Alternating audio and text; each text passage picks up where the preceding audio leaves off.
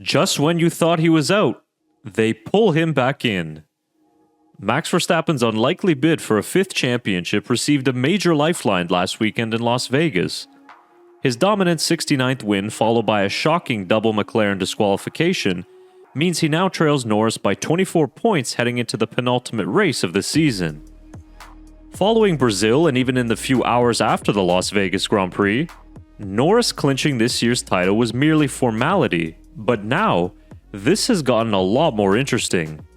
So here we are again to ask the question, can Verstappen really win it all and steal the 2025 title away from McLaren?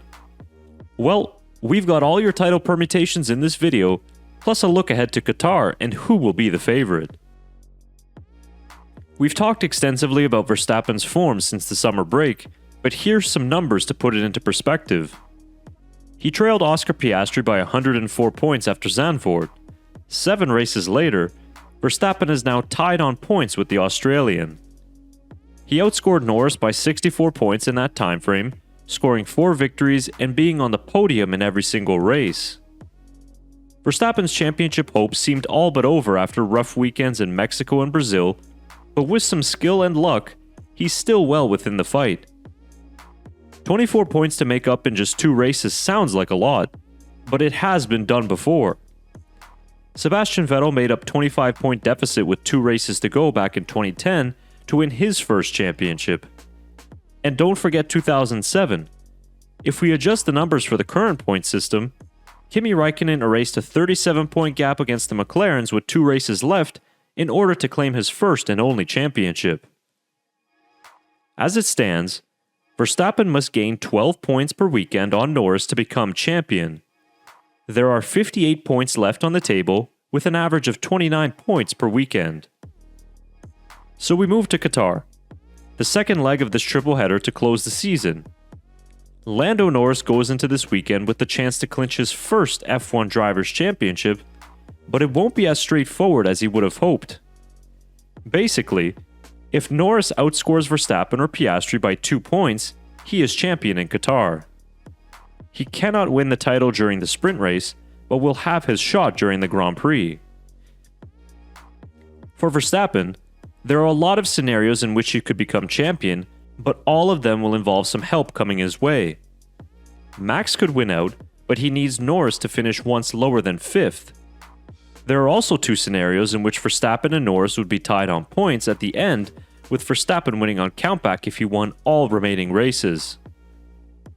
It's quite the long shot, but the pressure is now back on Norris and McLaren, and we've yet to see the fallout from Vegas, which we'll get to in a moment. So what about the venue itself, and how have our contenders performed there in the past? Out of 3 Qatar Grand Prix, Verstappen has 2 wins, 1 podium, and 2 pole positions. Norris, on the other hand, has slightly struggled here, finishing P9, P3, and 10th last year, while also scoring the sprint pole. Piastri has enjoyed this circuit. It's the location of his first F1 podium and sprint victory, and he's always finished on the podium when he's raced here. The Losail International Circuit is all about cornering. 16 turns made up of mostly medium to high-speed corners means this track will suit the cars of our championship contenders. It's all about having a car that has good downforce and aerodynamic stability. Qatar is similar in characteristics to tracks like Suzuka and Jeddah, where Verstappen performed well earlier in the year. Red Bull will need to ace the setup window right away, however, as with only 1 free practice session, they cannot afford another repeat of Brazil. This is a track where McLaren will be strong as well, particularly in medium-speed sections in the first and second sectors. But a big question mark remains around the double disqualification in Las Vegas. Will they need to raise the ride height of the car to play it safe, but in turn lose some performance? McLaren have been a lot more aggressive in ride height setup as of late in order to keep up with the developments Red Bull have brought, but they paid a heavy price for it last weekend. We also have another factor at play this weekend, which is the mandatory 2-stop rule. The Qatar Grand Prix will have a maximum stint length of 25 laps to avoid any tire failures. This means tire management won't be much of a factor, and drivers will be pushing to the limit during their stints. Pit stops will be crucial as overtaking here is very difficult, and you don't want to be losing track position. It's going to be a very interesting weekend, with all eyes peeled on every session. Verstappen must be perfect to take the championship down to the final race, while Norris just needs to finish ahead of his rivals to seal it. But will he be able to withstand the pressure from the four-time world champion, or will we have another epic title decider in Abu Dhabi? Just another couple of days to find out the answer to those questions, but in the meantime, drop your predictions down in the comment section below. And if you enjoyed watching this video, leave it a like and subscribe to the channel.